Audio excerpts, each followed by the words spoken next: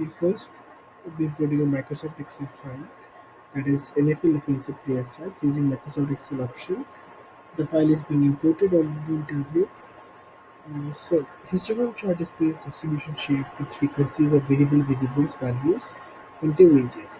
Histogram chart appears similar to bar chart, but it gives values of continuous types.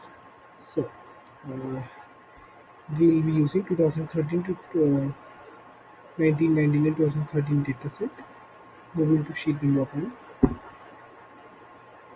we'll be using college wins measure. We'll be dragging it and dropping it into rows column, rows shelf. Now, under show me option,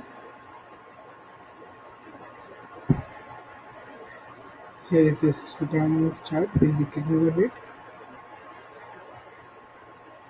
The chart will be converted into histogram.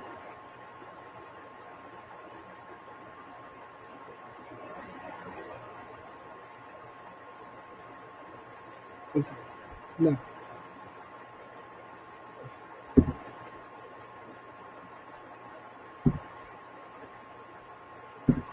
we'll be using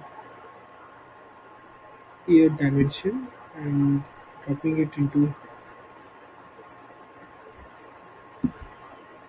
color. So now we'll be changing the name of the sheet. We'll bring the name of the sheet as histogram and tab.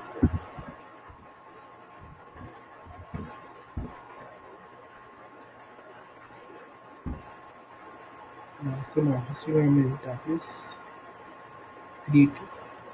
Alright, thank you for watching. Stay tuned for more videos.